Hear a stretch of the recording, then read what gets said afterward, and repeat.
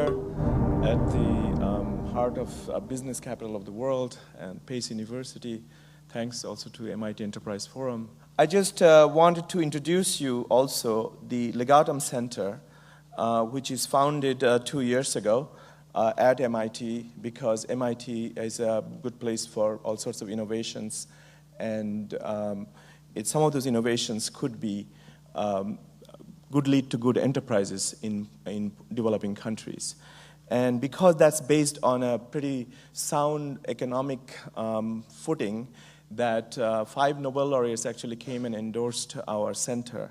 And we succeeded in raising $50 million as a foundation for the center, and we give funds to MIT students who want to attend the university and who also have the entrepreneurial potential and the desire to create enterprises in poor countries. I will come back, but I would like to describe the philosophy through my own story, and also with a historical perspective as to why this is an important center, I believe, and again, of course, you can judge. The point is that the poor countries, as we all know, face headwinds in making economic, social, political progress. And we have all sorts of theories as to what is the headwind, what is blocking them. We hear that they have bad leaders, they have lack of resources, all these problems. But I think at the end of the day, it's really concentration of power that holds them back. And it's the innovations and entrepreneurship that can lead to dispersion of power, which can be the tailwinds for these countries. The idea is, it occurred to me over time. I came to America I grew up in Bangladesh. I came to America to go to college, and 33 years ago. When I came here, and when I was researching about universities in the United States, I discovered that not all good schools are in Washington, D.C. This is because in my country, the best schools are in its capital city. And so from that, I started seeing that the dispersion, which again comes through innovations and entrepreneurship, actually leads to economic, social, political progress. And just to give you an extreme example, North Korea and South Korea, both are culturally same, both actually started with dictatorships. But South Korea, as we know, have moved to democracy, and you can see a picture for electrical use in the evening. It's pretty dispersed activities. In North Korea, there is almost none. The electricity, they do have electricity, but it's concentrated in one town, Pyongyang. So this is an extreme case, but many poor countries actually have this predicament. There's a lot of concentration of facilities, resources, power are in one capital city, and the vast areas are generally ignored. And so if you create an enterprise in a poor country, then you're automatically leading to some dispersion. And that's the point I want to explain. But before that, again, let me explain why this is the case. And England, as we all know, is the place where democracy and capitalism flourished in the modern world before anywhere else. But they had pretty bad leaders. Let me explain. Let me read from this book. Over the last 1,000 years or so, many kings and queens of England have played their parts in betrayals, regicides, plots, treasons, atrocities, and revolts. There have been 5 pretenders to the crown, 2 of them impostors. 4 kings have been forcibly deposed. All were subsequently murdered. 1 of them publicly executed. Now, poor countries have bad governments, bad leaders, but they still have some ways to go to catch up with the record of where the cradle of capitalism and democracy took place. And this is not to make fun of England, but to point out that it must be some other force. It is not true that the bad leaders necessarily hold back, but rather the empowerment of citizens through entrepreneurship and innovations can tame the leaders and give rise to an overall progress. Because England, as you know, as we all know, had pretty good record of economic and social progress, despite some of these leadership record. So about 1,000 years ago, for instance, simple metal plows over wooden plows allowed people to cultivate more effectively and grow more food. Or they had windmills, or water mills, clocks, eyeglasses. All these things empowered people, and they became stronger, and they were able to demand checks and balances from their authorities. And again, this is not my theory. It's out there in the books, and this is one of the books, David Landis, who taught at Harvard for 40 years. And but if you look at, along with that, what took place in Europe in general, but England in particular, is there was a devolution of authority. That's, again, governments had to come down from their high horses and, again, make compromises through which all sorts of progress ensued. So let me give you one example. The English Parliament. Around 13th century, England, the king wanted to tax people to fund his wars or his administration. And by this time, property rights have emerged in England due to certain weaknesses of the king, and for also assertions of citizens as to they want to hold on to the money they have made. So when the king wanted to tax citizens, citizens said, no, you cannot do that. That's a violation of property rights which we already have. And so the king said, how can I run my administration? How can I wage wars? So the citizen side said, you can if you take our consent. But how can you take consents in a country that's not democratic? So he created a workshop and said that if this workshop people accept a particular tax proposal, then it will be legitimate. So the parliament, and he called that workshop Parliament. So the Parliament started as a tax legitimizing device. And soon, the Parliament realized that each time the king needed new taxes, it could demand something because the king needed those taxes. So it could demand something in order to legitimize, and then the king would accept, the citizens would accept such a tax. So each time the king came for a tax, the Parliament said, free that port, reduce that tariff, do this, do that. And this is an example of how checks and balances emerged in England. And because, again, citizens and businessmen, merchants started to make money, and they could force the king to accept compromises, which ultimately led to the progress we see in England. So if you see that, then we can see what happens if mankind advanced enough 500 years ago and created World Bank, for instance, 500 years ago, and funded England, the king of England 500 years ago, what would have happened? I think it would have set England back, and rather, so the funding to the central government of poor countries are often being counterproductive. I'm just trying to illustrate that through the history of the best case of capitalism and democracy. So history of liberty is the history of limitations of government power, not the increase of it. And that's what explains, at least part of the explanation, that why poor countries are not progressing enough. Because aid to governments have often led to the empowerment of governments, not limiting them, just the opposite of the nature of progress that we can see in Europe.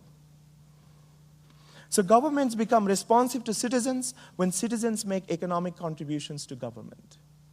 And this is why entrepreneurs are important. Entrepreneurs create jobs, products, and services, and economically empower citizens. And therefore, entrepreneurs create the tailwinds that poor countries need. And even just for-profit enterprises, that gives rise to social and political progress, as I explained. And so if concentration of power is the problem, what are the dispersions? And as I said, any entrepreneur starting a new business is a form of dispersion. But in the early 90s, I observed an interesting dispersive force. It's well known. It's called the Moore's Law, which basically says how many transistors would be jammed into a microchip. And Gordon Moore, who founded Intel, he observed that the number of transistors go up almost, doubles every 18 months, which sort of translates to the point that the price of microchips, the power of computers fall by, the price, if you keep the power constant, the price falls by 50% every 18 months. And that means every 3 years, it goes to a quarter, which also means that every 6 years, it goes to 1/16. And so every 12 years, it goes to 1/256. So every 15 years, $1,000 worth of microchips become $1. And so this is if the prices were going down radically, cascading down, so it leads to possibilities that you can harness the power of microchips and allow poor people to be empowered. Just like, let's say, eyeglasses, windmills, and water mills have helped citizens hundreds of years ago. So but then how can computers be used by people in poor countries where most of people are even illiterate? So that's what led me to this situation where one day I used to work here in New York in Midtown, and 4 or 5 of us were connected through a computer network. And one day it broke, and we became productive because we didn't have to exchange floppy disks. Many of you may not know floppy disks, but it existed. So it became a little bit easier. And one day it broke down, and I was waiting for someone to come and fix it. And actually, Bruce has told the story, so I don't have to repeat it. But it reminded me of a day when I, too, for lack of communications, wasted another day in a village in a developing country. And so I put these two experiences together, and I say connectivity is productivity. If you connect someone, you enable. If you disconnect him, you disable him, at least partially. And so if that's the case, then telephones are a weapon against poverty. And so I started looking at where does Bangladesh stand at that time. And we had only one phone for every 500 people. And the vast rural areas where 100 million people lived, there were no phones. And again, most phones were located in one single city. So the point, I realized that phones are getting cheaper because, as I explained, the microchips were beginning to power telephones as well, not just computers. So the computers' prices are cascading, so would be the phone prices. And if connectivity leads to productivity, then part of that productivity could be used to pay for the services. It's like if you don't waste time, just like I was wasting time, other people may be saving time if they are connected with whoever they want to work with. And of course, one of the problems the poor countries face is this idea that poor countries have very little resources. The more interesting point is the resources they already have are often wasted. So for instance, time is an important resource. A Bangladeshi and an American both have 24 hours a day. The reason Bangladeshis fall behind is that the time they do have are wasted because they don't have an efficient way of getting things done. And so this is an important resource that is wasted. And so I felt that perhaps we can fix that problem if we can connect the country. And then the main problem was, again, is the concentration of resources. Because in the urban center, there were all the facilities were there. In the rural areas, there was very little other things. So I was noticing that the internet was booming in this country very rapidly because people already had computers, they had modems, they had telephone lines, hardware, software, credit cards, whatever. All these things already existed. A new idea could spread very quickly. But in a poor country, most of these resources are in one city. So in places where you would like to bring the services are precisely where nothing else exists. So it's very hard to bring something new. And that's how I noticed the microcredit organizations. One of them was Grameen Bank, which recently got Nobel Prize.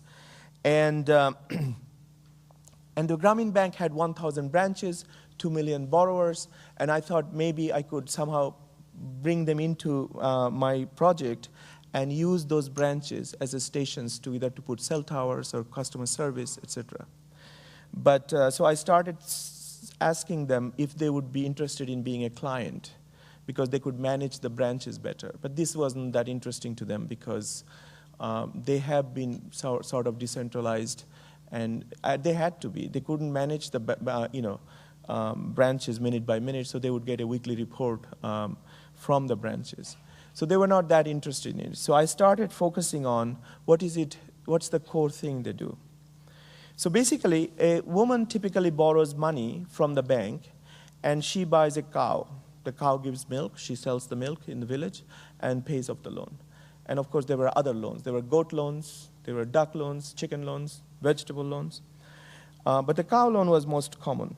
So I said, perhaps a cell phone could be a cow, because somebody could be borrowing $200, and it could be a business for her, and at the same time, it's a phone for a whole community. And historically, again, America, where phones started, was a community-based device. It was not necessarily for individuals initially. So I told this to Grameen Bank, and they thought, it's a little crazy, but it's logical nonetheless. So they said, if you think it can be done, make it happen. So I actually created a company here in New York called GrameenPhone, which means in Bengali, phones for the masses, which was, a lot of people said it was crazy because mobile phones was actually being used by 1 or 2% of Americans back in 93, 94. And a lot of, I spoke to many telephone companies. Most of them rejected me because I was not only trying to go to a poor country, I was trying to go to the poor of the poor country. But nonetheless, I convinced an angel investor, Joshua Mailman. He lives Upper West Side here. And he gave me $125,000 that bought me plane tickets to fly around the world and try to convince telephone companies. And it took me several more years. And of course, I got about 1 million miles on my frequent flyers card, some minor loss of hair. But I eventually managed to convince both Grameen Bank and the Norwegian telephone company to get together with GrameenPhone and create a company called GrameenPhone at the request of Grameen Bank. And so then we applied for a license. Grameen Bank's credibility helped getting the license from the government. And so by 1997, we started a service. And we raised money from these partners. And also we got, subsequently in 1999, we got loans from IFC, Asian Development Bank, IFC is International Finance Corporations, et cetera. So together, we had about $125 million, and we started building the network. I was just trying to show you the dispersion of benefits. By 2005, the whole country was covered. And it's by now, actually, almost $2.5 billion have been invested, all self-generated cash. And 250,000 retailers sell these services in their respective communities. 70,000 villages have access. The GrameenPhone itself has 22 million subscribers. Other telephone companies have emerged. But through these 250,000 retailers, it has given access to 100 million people. And the country now has 50 million cell phones, which is 100 times more than the number of phones we had in 93, 94 when I started. And the company makes profits. It gives very serious amount of taxes. Of course, the GDP of a single company, the amount of GDP it has raised, arguably is more than aid or other major resources that the country receives. Here is just 2 months ago, there was a cover story in The Economist, which was talking about how cell phones have really transformed developing countries. and which is interesting validation of what was my crazy idea 17 years ago. But let me point out one important observation I have on that there is a 20-page article sometime in September 26th. The point is, how did all this happen? Billions and billions of dollars worth of investment has gone to developing countries to build the infrastructure because it is providing a productivity tool. Because people become more productive, part of that productivity they can use to pay for the phone service. So if I'm a fisherman, if I could save a day and then wasting the day, by making a phone call, I could, let's say, catch 5 fish. So if I sell 1 fish and pay for the call, I'm still 4 fish ahead. And at the same time, because I'm willing to pay for the service, the companies can provide a service, and they can make money. And with that money, they make more investments. And that's exactly how all these billions and billions of dollars of the investment has been made in Africa, Latin America, some of the poorest countries in the world. So at the end of the day, it's the increased productivity of people that has led to this infrastructure, far larger than many infrastructure that the large institutions try to create. And this is built up, atom by people's increased productivity. So there are many notions out there that I just want to point out that at least GrameenPhone shows the truth might be contrary to these notions. That the government needs to provide economically viable services. No, private companies can provide them if they're economically viable ideas. If we can create interesting ideas, new ways of solving problems, then that can be done. Economic shortcuts could be made. That is one of the things that GrameenPhone tried to do. Then government must subsidize companies to serve the poor. No, companies pay taxes to the government so the government can focus on governing. Poor countries need aid. No, businesses raise resources far more than aid. The GDP of the country is growing instead of 3%, 6% right now. And each percentage point is about $1 billion.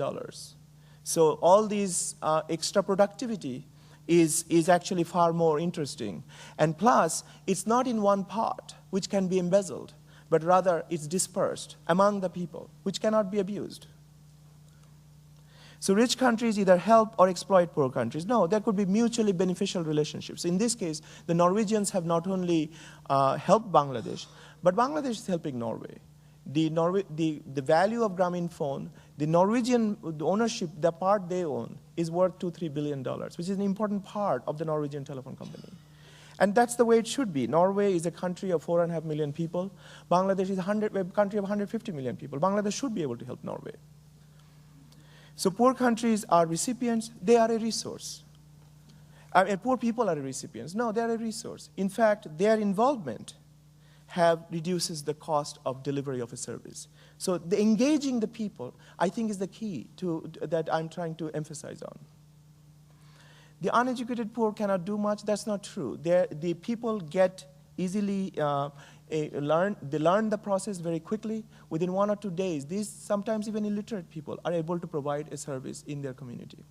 Something that makes a difference in their lives, people take it seriously and learn. In fact, recently, I'm trying to show you that there is, interestingly, a global trend towards entrepreneurship, which is really something to celebrate. Recently, an economist had a survey on the global entrepreneurship as a new force. And this survey didn't take place before. It's just this summer. And this is last month's, or 2 months ago, the Harvard Business Review, and then an article which shows that how innovation, large companies, even like General Electric, are being forced to introduce their innovations in developing countries first, and then bring it here, contrary to the way it used to be, that you introduce it here, and then when it gets exhausted, you take it to developing countries. That's because those large companies that will do so will beat the companies that don't, because those products are meeting a more, I would say, a lower purchasing power, and therefore those products are likely to succeed in the developed countries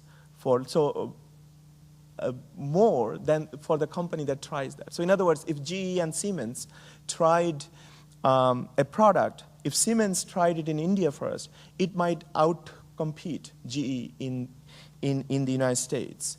So that is why we are all need to see that the world is changing rapidly, and the countries, what are known to be poor countries, are actually potentially interesting places for innovations and might actually improve the whole world.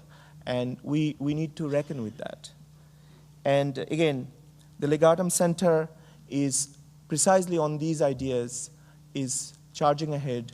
Our fellows are creating all sorts of ideas and innovations so that they can create enterprises in developing countries. And please check our website. Thank you very much.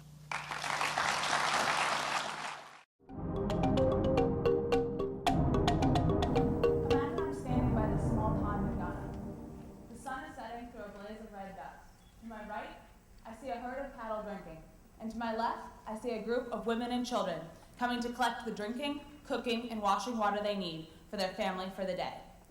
The water looks brown and is clearly dirty. The women are cheerful and energetic in their work, but if asked, they will say that they know the water isn't clean and that dirty water makes their children sick, but today they have no other choice. Community Water Solutions was founded to meet this need. The Community Water Solutions story began in 2008 when 2 members of the founding team traveled to Ghana to conduct thesis research on household water treatment and safe storage. As water engineers, we knew the drinking water quality challenges that these women were facing could be solved simply and cost-effectively, but at the time, there were no products on the market that met the needs of the average family. To address this challenge, Community Water Solutions implements a sustainable, scalable model that aims to reliably provide clean drinking water to the 1 million people in northern Ghana that currently lack access. Our treatment centers eliminate biological contamination at the source.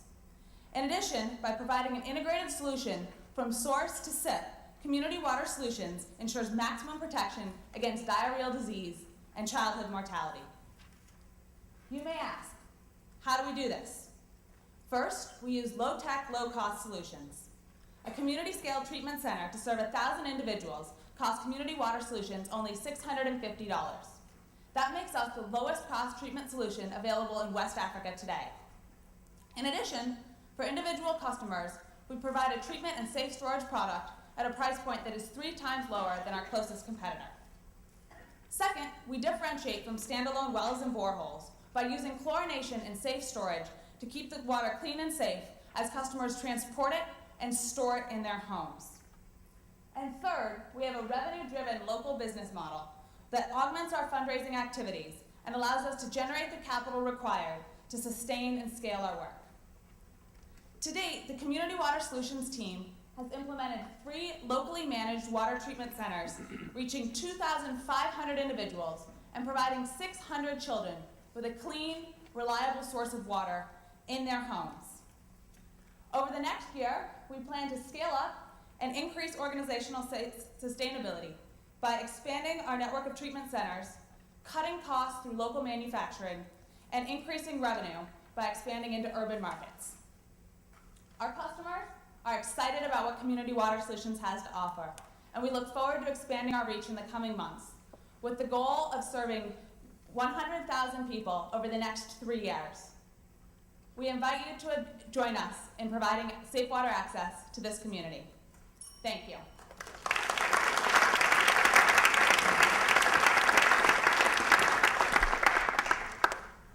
In your financial model, you seem to be heavily dependent upon donations. How do you see that sustaining itself if the donations don't come through? As we started the organization, we have had village sponsors to supplement our treatment centers, but in the rural villages, once the treatment center is in place, there's a business model which ensures that the treatment center at site can maintain sustainability over time. In addition, part of the reason we're planning to expand into the urban centers where there's a little bit greater ability to pay is to hopefully cover our costs of, I guess, the implementation with the revenues we would generate in urban markets. So that's the next step as we work towards sustainability. So can I just, to expand on that, so Yeah. in the rural towns, you're looking for charitable donations to set up the infrastructure, and then for ongoing sustainability, you expect to receive payment from the villagers themselves. And in your presentation, you said that cost is 3 times lower than the nearest competition. So where is the money coming from the villagers to pay for their water? Yeah, let me clarify. So in the village, right now what we're doing is we're implementing a treatment center for about $1,000 that comes from charitable donations. At that point, the center is totally sustainable, and the villagers pay for the water from the center to have someone be working there and the chemicals we need for the treatment. Going forward, we're going to expand into urban markets where we have a product that includes treatment and safe storage that's 3 times cheaper than our closest competitor. That's going to be a for-profit product. We hope to use revenues from that in the long term to subsidize the rural implementation and hopefully reduce our donations need so that the enterprise can become self-sustained. Okay. Is that clear? Thank you.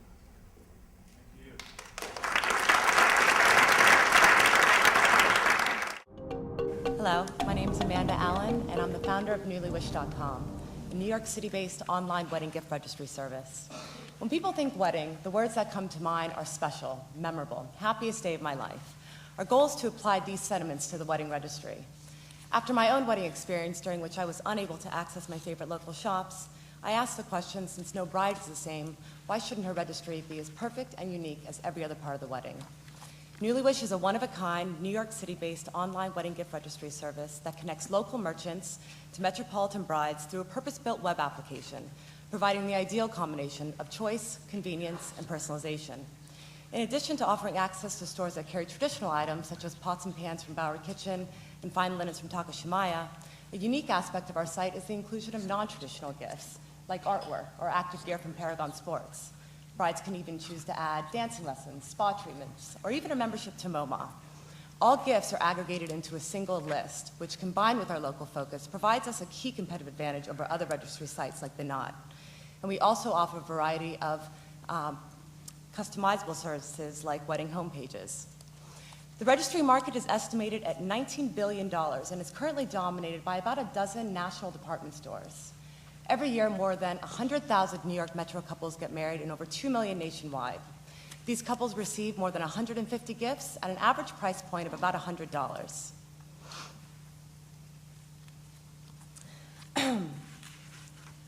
This market is large and it's growing, with Gen Wires projected to increase the number of Americans reaching marrying age by 20% over the next 10 years. We will target, participation in Newlywish is truly a win-win. Brides create a registry that reflects their personal style and tastes. Merchants gain an additional stream of revenue and access to an online marketing channel. Gift givers have a more memorable impact on the bride with their unique gift. And Newlywish is great for our local economy by supporting the city's rich array of independent brick-and-mortar stores. We have incorporated as an LLC and plan to launch at the height of the engagement season in the spring of 2010. We currently have agreements with 10 local merchants and our negotiations with another 12.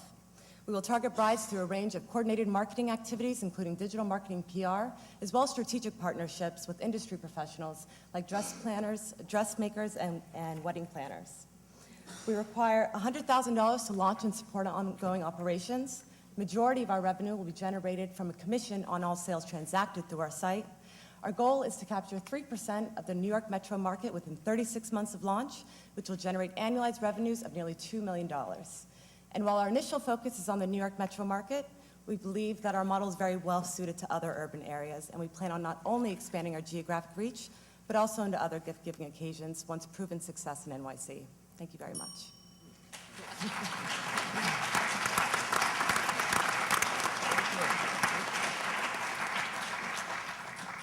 Perfect timing. Let me ask the judging panel. So talk about the competition. Why would somebody come here and not go to the Knot or to one of the other, or just go right to Saks, to their registry? I'll take that. Okay. I'm Robert Williams. I'm the CFO and co-founder of the company. There's a couple of things, as Amanda mentioned, that make us unique relative to the competitors. The Knot, while it has national reach and uses national department and specialty stores, actually, from a practical standpoint, they don't actually aggregate all of the gifts into a single list. So gift givers actually still do have to visit Bloomingdale's, Macy's, Crate & Barrel, et cetera. Our system, which was built by our CTO, actually aggregates the gifts into a single list.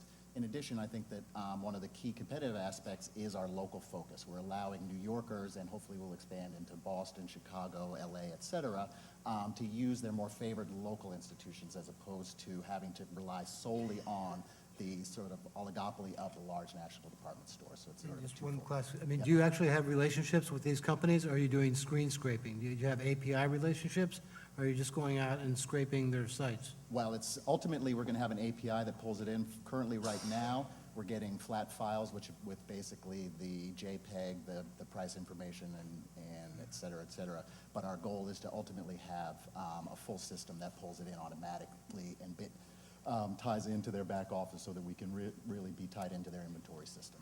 Thanks. Could you just describe a little bit your strategy of rolling out into the other local markets once you decide that you've satisfied your New York objectives? Sure.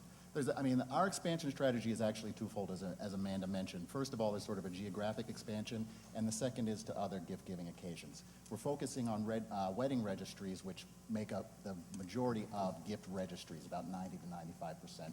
But the idea here is that the way that our system works, which is focused on these local merchants who can compete with these larger stores in terms of both the commodity goods and the more specialty goods, we believe that large urban areas such as Boston, Philadelphia, for a regional expansion strategy to begin with, and then ultimately, hopefully, be able to move into areas such as Chicago, Los Angeles, San Francisco, Seattle, et cetera. Again, areas with large concentrations of both merchants, high-quality merchants, as well as larger populations. Just quick question on just your customer acquisition costs. So if you're going to be dealing with these local merchants, that's definitely a great value you're providing over what's out there today. But how much time does it take you to get those merchants, get them integrated? You know, are the costs going to exceed the ultimate revenue you'll derive? I'm just curious about that. Mm-hmm. The merchant acquisition cost actually to date has not been as high as we had originally expected. First of all, because we haven't had very many turndowns, which is good, so we've had a high conversion rate. And in addition, a lot of the merchants are actually looking for opportunities to expand their market and to buy into what we're offering, which is not just a marketing platform, but it's actually a technological platform as well. And so that we're offering them considerable amount of value because most of our revenue is going to be based upon a sales commission, i.e. we don't get paid until they do, as opposed to charging them to build the payment gateway, the payment processing, the merchant account, et cetera, et cetera. So actually our costs have been much lower than we had expected. And for brides, we've looked at it about over the 3-year period, amortized over 3 years, is about $100 per couple, based on a revenue per couple of about $650. Okay, thank you. Thank you very much. Athletics. Raw Athletics is dedicated to bringing natural and environmentally friendly product to the sports industry. As a hockey player, I understand that sports equipment smells very, very bad, but there's really nothing to do about it. That's why I created Vapor Fresh, which is a deodorizing spray for sports equipment, such as helmets and pads, that's based on all natural active ingredients. Since hitting the market this summer, there's over 40 equipment managers using Vapor Fresh, and we've actually been picked up by a very large, well-known sports supply distributor based out of Michigan. We're in the process of scaling up production to meet market demand.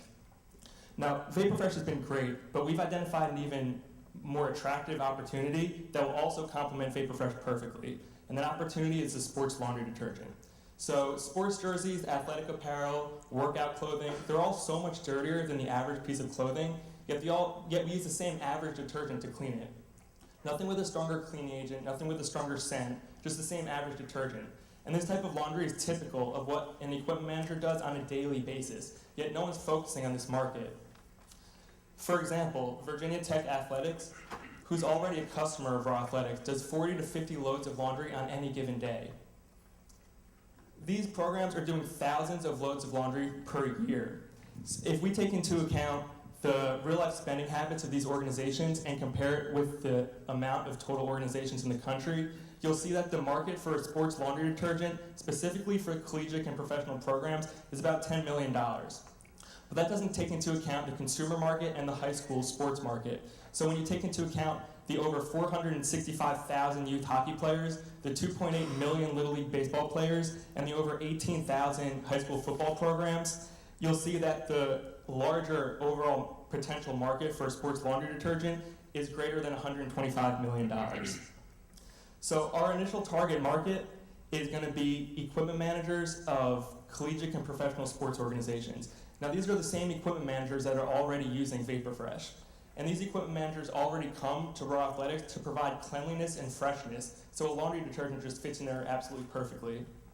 These equipment managers need laundry detergent specifically for them, and they've told me this. I've run the idea by our distributor, and he thinks it's a great idea, and he's ready to bring it to market immediately. We're excited to have first mover advantage because we think it will provide brand loyalty and also opportunities for licensing agreements.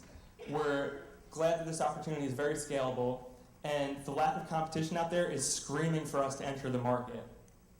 So everyone already loves VaporFresh, and they're going to love our sports laundry detergent. Sports laundry is different. It's much dirtier. There's a lot of it. There's an unmet need to clean it, and there's a very large potential market. So thank you very much for your time. I'll leave some testimonials up on the board to answer some questions.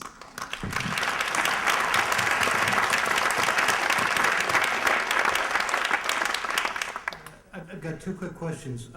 One, have you pitched the founder of Under Armour? No, I haven't. Are you going to? You should pitch him, because this is right up his alley. I mean, you're doing the same thing he did, so you could get all of your financing from him.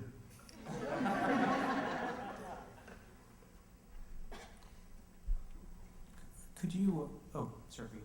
Sure. Could you just talk a bit about how you see your competition? So, as you said, if you're looking just at the professional market, that's a little bit easier probably to sell to because there are not as many people, it's not as fragmented. But it's only $8-10 million. So, who are your competitors there, and who are your competitors in the larger market? So, is that Tide and all the other CPG guys? Well, we're initially going to target that $10 million market because we already have a connection with the network, the distributors, and the teams, and we also feel. Years down the line, when we're ready to bring it to the consumer market, by having the support of these big-time sports organizations, it'll be much easier to roll out to the consumer. We're going to focus on powder. And the teams are indifferent between that. You've generated some demand for the VaporFresh so far. Mm-hmm. And can you quantify that for us? Is where that demand is coming from, and units, dollars? Yeah, it hit the market late this past summer. We have 6 paying customers. 5 of them are repeat customers. One of the customers is the distributor that'll concentrate in certain areas of the year. So we're waiting for that. But we have 6 paying customers so far. 5 of them are repeat customers.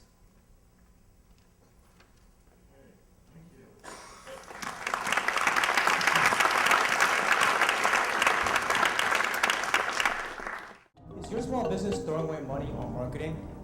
Geeks On Site, a local service company founded by one of SaveACall's members, spends hundreds of thousands of dollars a year on marketing, and it's a waste because there's no guaranteed response. But how do you, the consumer, find that company? I guess you can make a bunch of phone calls, or you could use SaveACall. SaveACall is a new local search engine that helps connect consumers and companies. We do not just provide for phone listings and reviews. We help you save time when searching for a service provider. First, you pick an industry. Then you select a few companies. Then you provide some details. And then you answer your phone. SaveACall will inform local businesses of your request. And within seconds, you'll be able to talk to a company that knows exactly what you want. You don't waste time leaving messages or calling companies that can't help you. So, are we going to make any money? Of course we are. SaveACall has a simple business model. Companies only pay a small fee if and when they choose to talk to you. Keep in mind, they already know what you want. Major search engines, internet yellow pages, and review sites. As you can see, traditional media is dying, and these guys are no longer relevant. Are we different? Of course we are. We maintain consumer privacy, we allow companies to choose which customers they want to work with, and we connect both instantly. The founding team of SaveACall comprises of MBAs in finance, Masters in Computer Science, and Masters in Electrical Engineering, and significant technical and financial expertise with more than 25 years of experience. We were able to recruit more than 20 interns from all over the country this past summer to work for SaveACall. You're probably wondering, we believe this could be very profitable. In just a matter of a few weeks, SaveACall has signed up 15% of the plumbers in the DC metro area through simple cold calling. To our surprise, some plumbers were willing to pay up to $40 to talk to consumer through the SaveACall platform. recently started signing up accountant. Let's Save a Call connect you in the near future.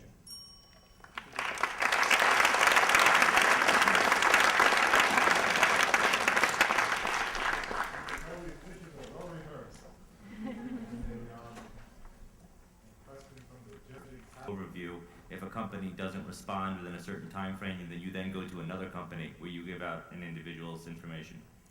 The company is given the what, when, where, and where of the service request. They're never given out the contact information. All is based on the bid. So for example, for plumbers, certain plumbers have bid up to $40 just to hear the request. Remember, it doesn't cost them anything to hear the request. It only costs them, once they press £1, to talk to the consumer. So do your companies have to have the technology on their site as well? No, it's a simple phone call. They simply just get a phone call that says, "Hi, this is Save a Call. We have a customer for you in DC. They need help with plumbing." Maintaining a large calling center staff? I mean, how are you manning all of these calls as this thing scales? And two, You do not use a calling center. We actually use simple technology, text-to-speech, and VoIP technology that actually makes the calls itself. So there's not a calling center. It's all done by computer, and it saves a lot of money by doing this. Decide who they want to talk to. Service Magic requires you to put in what your bid is, and you're just send request, and you have to pay for it. And then thirdly, we provide instant communication. Do you have any, I know you just have done this for a month, but even within that month, do you have any data about repeat usage? Plumbers. This is a forecast, is that? This is actually, we've gone out and cold called plumbers and met with them, fortunately.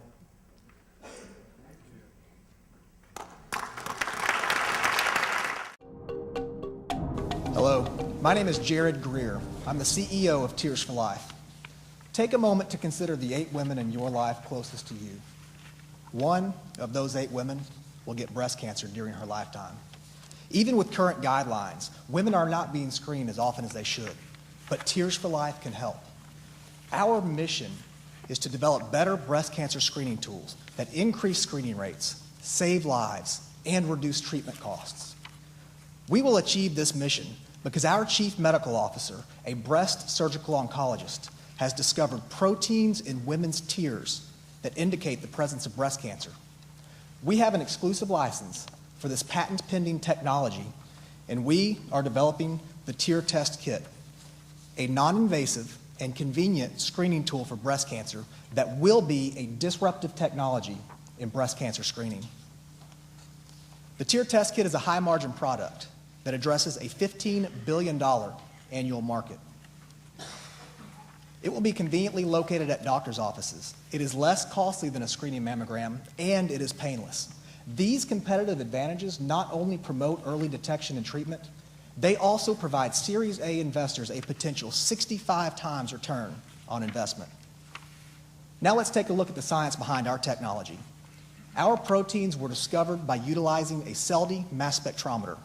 In this graph from the mass spec, you can see clear differences between cancer and control. Overall, we've looked at tears from 150 women, and each sample set has shown statistically significant differences between benign and cancerous tumors.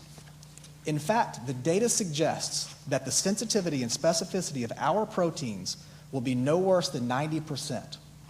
With screening mammograms only being 40% sensitive, it's easy to see that the Tear Test Kit has a huge opportunity to significantly improve the quality of breast cancer screening. This low sensitivity and high cost of screening mammograms contributed to the current controversy regarding the new screening guidelines that came out last month. Because the Tear Test Kit is more sensitive and less costly, this controversy provides the perfect opportunity for our disruptive product to enter the market.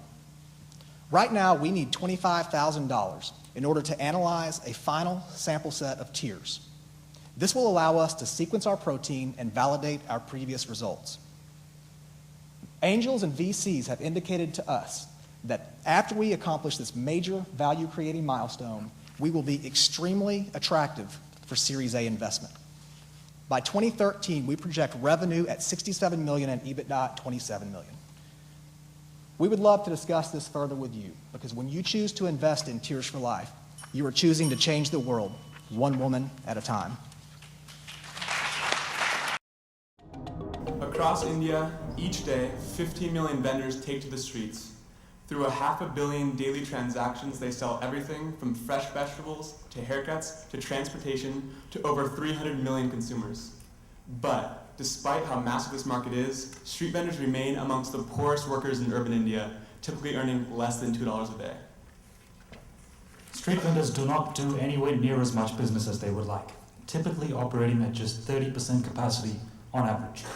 There are several reasons for this. Consumers are having trouble finding vendors when and where they want a particular good or service. And, especially for goods, even if they're able to find a vendor, there's no guarantee that what they want is in stock that day. Vendors, meanwhile, are unable to grow their business due to insufficient ways to connect with consumers, and are in fact losing business because of the encroachment of organized retail. Vala, capitalizing on the rapid rise of mobile penetration in India, has developed a platform that will double vendor market activity and increase their earnings potential. Here's how Vala does it. Through a simple SMS, a consumer can request any deliverable good or service. Vala then identifies the best available vendor to meet this request and connects this vendor to the consumer to deliver and complete the transaction. The consumer then rates the vendor based on speed, quality, and price, allowing Vala to continually refine its database of street vendors. Households can now access any service they want when and where they want it. In fact, even restaurants can use Vala to ensure a guaranteed daily supply of fresh produce from street vendors. At the same time, vendors enjoy increased profitability, market activity, and efficiency. Vala has 3 robust sources of revenue. The first is tiered fees. Vala will be free for all vendors up to a certain level of activity, beyond which we'll charge a fair fee for service. The second, SMS advertising. With detailed knowledge of exactly what consumers are buying and exactly what vendors are selling, Vala will be able to offer large businesses the opportunity to target their market with highly effective advertising.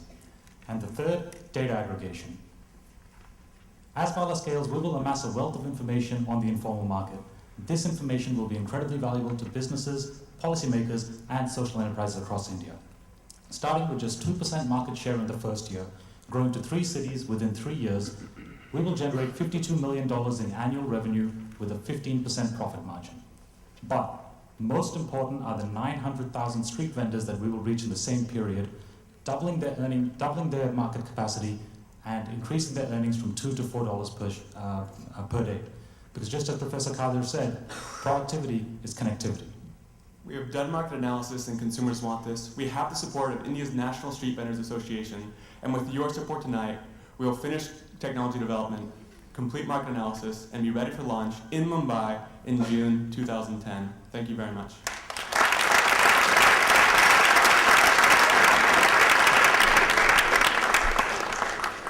Just to be clear, so the social venture aspect of this is for the street vendors.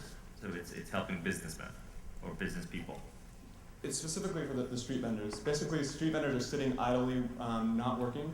Once they're connected, once consumers can have access to the informal market at any time, then the productivity of these street vendors will increase. And this is set up as a for-profit company? That's correct. As you can see, there's we have a pretty strong profit model here. And the software development is done already? The software is done, completed? So we're about halfway through the technology development, and we have about 6 months left until June when we begin launch. I have a question here. Could you talk a little bit about your sales marketing strategy? So you explained the revenue model. Who are you're selling to who exactly? Are you going to sell to the carriers as well, or is it directly to the... So we will obviously be working in conjunction with large telcos in India, and we're actually traveling to India in about 3 weeks. We've set up meetings with the leading telcos operating in the country. We've already had discussions with Nokia, but the people that we're targeting on the ground are street vendors and consumers, and Vala will be a service that's free for both, because we capitalize on the increasing penetration of mobile phones in India, which over 60% of street vendors have and over 80% of urban consumers have. But just to be clear, I mean, is your initial launch, you're going to be focusing through the Street Vendor Association, or is the idea you want to seal a deal with like a Reliance or some other large telecom carrier who then will be your marketing arm? We're doing both. We've actually already started discussions with India's National Street Vendors Association, and so it's through them that we're going to go and begin our pilot research in India in January. And at the same time, if we can get into 1 or 2 agreements with large Indian telcos, that'll give us the ability to launch and grow to scale very quickly. Thank you very much. Have to live in two countries at times of crucial development in any person's life. It was very difficult to sacrifice all my friends and my families in order to achieve my dreams. There are millions of people just like me looking for education, friendship, and opportunities. We'd like to introduce WingNow. WingNow is a new social networking website. WingNow allows for the integration of text, audio, and video chatting. It's different from other social networking websites in that it allows people to converse while viewing things such as worldwide channels, streaming TV shows, movies, playing games, or shopping online. Making an average webcam into a motion-sensing device, while playing games, users can feel much more closer to their friends. By using the innovative concept of Web 2.0 and cloud computing, our services can work on any low-spec computers and mobile devices. Businesses and organizations can also benefit from WingNow. WingNow will connect them to the global market by providing an easily accessible platform.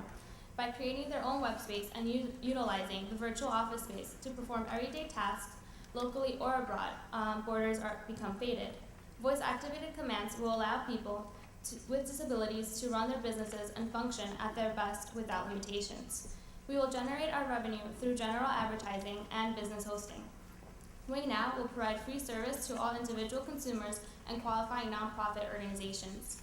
Our projected revenue will provide us with funds to offer low-cost and free online education to people looking for opportunities. Through grassroots marketing, all end users will further the WingNow cause. Good evening, ladies and gentlemen. My name is Sean. This is Iqbal. This is Luisa. We are here to represent WingNow.com, an innovative network website. The location and circumstances of your birth are no longer inhibitor. We hope to see next Bill Gates from Africa. We hope to support the next Google from India. By offering those with limited resource and opportunity for a better future, we are inculcating into their lives the idea that privilege isn't something that comes with a birth. WingNow.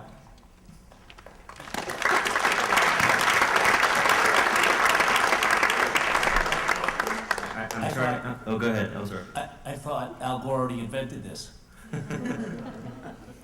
I'm going to be the mean guy again and ask the same question. What is the social impact, and why is this under social ventures and not in the business category? Thank you for asking me that question. Yes, it is a social venture because we are creating our revenue by connecting all those social people and the business people, and then because of those people we are bringing in for free, but all those other companies want to advertise themselves is because we have a lot of users in it. And yes, it is social venture because we're gonna use that money, all those revenue, back to giving free education or low cost of education to back to or anyone who can get in touch with the internet or mobile devices. And we try to give them a free education of all levels of education in the United States or any other school who want to volunteer to join us to give good educations around the world. Thank you. And did you also think about bringing this to existing social networking sites as opposed to starting a new venture? Well, we have actually, we want to start with a very small network. We're going to start making our own site. We've already worked on the very basic site. But upon the completion of our first phase, which is making it on our site, we actually do want to work with Facebook and try to make either games or business or educational opportunities through Facebook or any other social networking sites. But initially, we want to start with making our own site, and then once that makes profit, or at least once it's successful, then we'll actually move on to the next phase. The idea behind our approach is to pretty much establish ourselves as our own entity and then join or merge with somebody else who can broaden us and take us across the boards. Pretty much what we want to do is make sure that our task and what we want to do and our ultimate, what we want to give back to the community stays in touch with who we are. We don't want to lose that, so that's why we're starting from scratch and building it up on our own. Okay, thank you. I'm here to tell you about a new type of social educational network. TuneButton is a web-based music education platform that harnesses the power of modern technology to revolutionize music education by increasing access and quality. So why do we want to do this? I know there's a lot on this slide here. Let me just hit a few critical points. Students that receive music education perform higher and have higher rates of graduation. They tend to be better task managers, problem solvers, and team players. And they also tend to have higher incomes later on in life. So the problem is that a small percentage of students are getting music education, and of those who do, less than 50% are getting quality music education. TuneButton addresses this problem and solves it. So how do we do that? Well, TuneButton offers proprietary instructional media like video music lessons and play-along modules that help the students increase their ability and understanding of music. TuneButton offers social networking and leverages social networking to connect the students through a music education community. The content on TuneButton will eventually be almost completely user-driven. This will allow for collaborative editing in a wiki-style format. Access to music education is dramatically increased when resources and expertise are aggregated. If educators can easily collaborate, they'll be able to share all the gems and nuggets of information and advice with students and instructors. So it should be really, really great. Like Blackboard Education Suite, instructors can go on TuneButton and share announcements and assignments and other course content. So we're really excited about it. Let me show you how we're going to take it to market. After product development, we're going to launch a viral marketing campaign throughout New York schools so that we can build a big enough platform to sell advertising to 4 key target market segments so that we can continue to offer TuneButton to schools and students for free. We'll have a really great product and a large enough target market so that we can offer ad rates that are incredibly attractive and exciting. So, how do we fund it initially? Well, hopefully with the prize money and with $25,000 of seed capital already committed, we'll be able to build the product, assemble the team, and get the marketing program off the ground. We're confident that we'll be able to cover our burn rate with that until August 2010, and then we'll be able to access grant money and other further support so that we can reach a cash flow positive state by the first quarter of 2012. I'd really like to thank you for the opportunity, and thank you guys for listening. My name is Ben Miley, and that's TuneButton.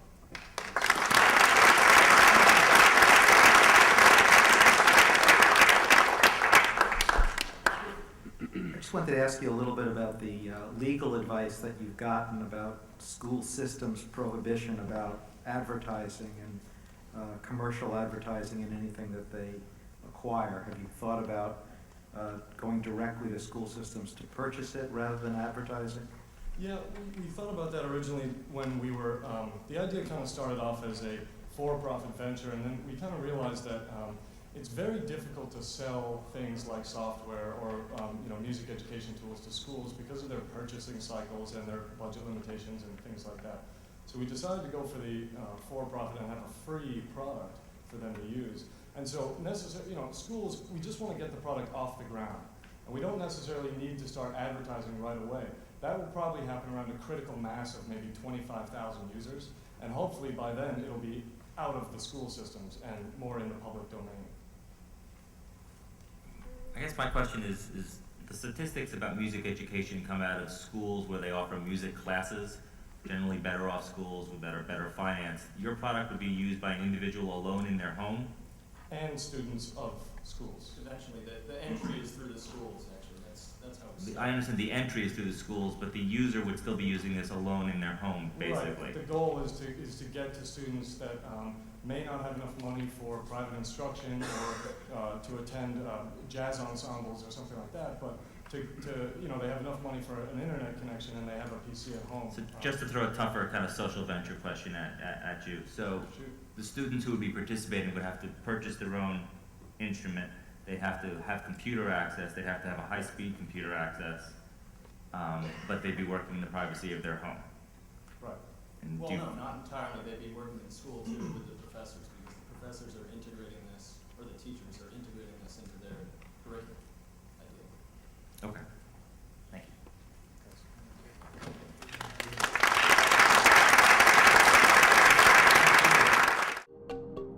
Hi, my name is Marina. My partner Ilya and I are co-founders of MobileStead. MobileStead provides solutions for hotels that allow hotels to integrate their existing infrastructure with guest mobile services to enhance the guest experience. Upon checking into a hotel, a guest is able to access hotel-branded mobile applications via their smartphone. These user-friendly and intuitive applications, such as Virtual Concierge, extend the hotel experience beyond the hotel walls. Guests can book a reservation at a local restaurant or buy Broadway show tickets on the go and instantaneously. MobileStead provides a major competitive advantage and acts as an extra revenue stream for hotels, because now the hotels can present all their in-house offerings, such as restaurants, spas, and other entertainment services through MobileStead and facilitate the sale immediately. MobileStead improves guest satisfaction, lowers operating costs, and builds customer loyalty. Our initial target market will be boutique hotels within the luxury segment. Because MobileStead is easily scalable, market opportunity consists of, but is not limited to, the hospitality vertical. According to American Hotel and Lodging Association, hotels are spending more than $5 billion yearly on 21st century upgrades and gadgets. In our fast-paced, technology-driven world, hotels are constantly looking for new features to help differentiate themselves, and MobileStead provides just that. A similar company does exist, but does not command much mind share over this new market segment. Runtress, a California-based company, works only over the hotel's Wi-Fi, hence focusing on the on-premise hotel functionality. Because it's a B2B venture, we plan to do direct sales and business development only, with a limited budget set up for marketing, such as trade shows. Revenue will come from integration services, licensing, and partnerships.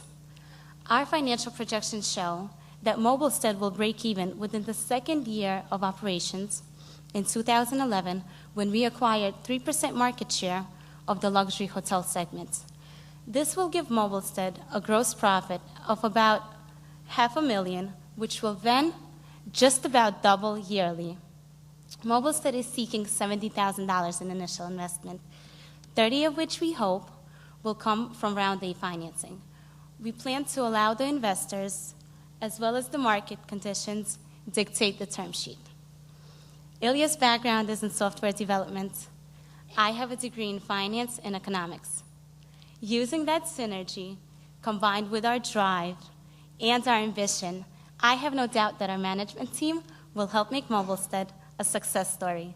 Thank you. Excited to be here today, and thank you, PACE, for giving us this opportunity to present.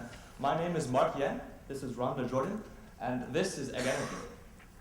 First, I'd like to direct your attention to an immediate and pressing issue that is faced by over 1 billion people in the world today: the lack of access to electricity. Egg Energy wants to change this, starting in Tanzania. In Tanzania, 90% of people live without electricity every day, although 80% of those people actually live within 5 kilometers of the grid. This may seem surprising to you, but this is known as a last-mile distribution problem, and is notoriously difficult to solve. As a result, residents resort to using kerosene and other energy sources which are expensive and unsafe. So, what does Egg Energy actually do? We take energy from a grid and package it into portable, rechargeable, and affordable batteries. Each battery is about the size of a brick and lasts about 3 days. Each battery is rented to a customer in exchange for a subscription fee.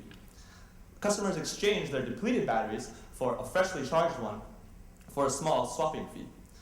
We target 3 major segments: rural households, low-income urban homes, and small businesses. So, will customers choose us? We think the answer is yes.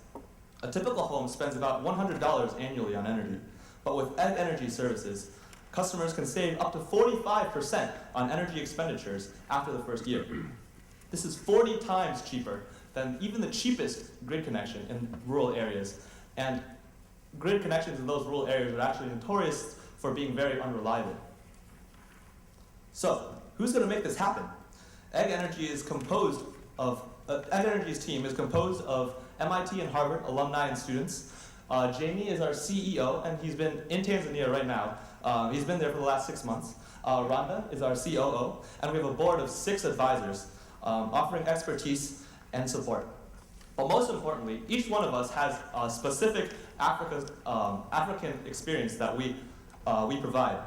For example, one of us started a nonprofit in Burkina Faso. One of us worked with the Peace Corps in Mali, and one of us has worked on business consulting in Kenya and Swaziland. We have the required expertise in project management, startups, international development, and engineering to bridge this last mile distribution problem. There are 1.6 billion people out there living every day without what you and I would consider a basic necessity. Our team has the right mix of expertise, the product that fits the market, and we have our first customers already. We're ready to execute. With your help, we can scale up our operations and take this problem on head first.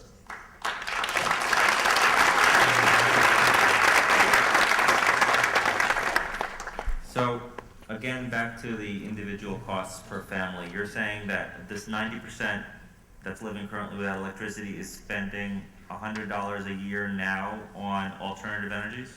Yes. And what percent of that market are you looking to get? The total market, they're spending about, 715 million in Tanzania on lighting alone. They're buying kerosene, AA batteries, and they're even using car batteries. So we are targeting 3 segments. Mark stated the small entrepreneurs, low-income urban homes. 75% of these low-income urban homes don't have access to electricity. And then there are 25 million rural homes that don't have access to electricity. The small entrepreneurs cite lack of access to electricity as the largest barrier to their growth and development as a business. But based on your projections, what percentage of that market do you expect to recover, and in what time frame?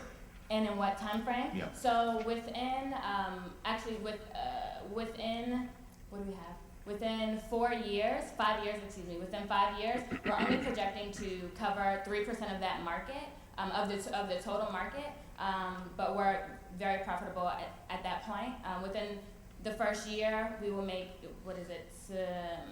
75,000 by the end of 2010, 275,000 by the end of 2010, and then by the end of 2014, 13 million in revenue.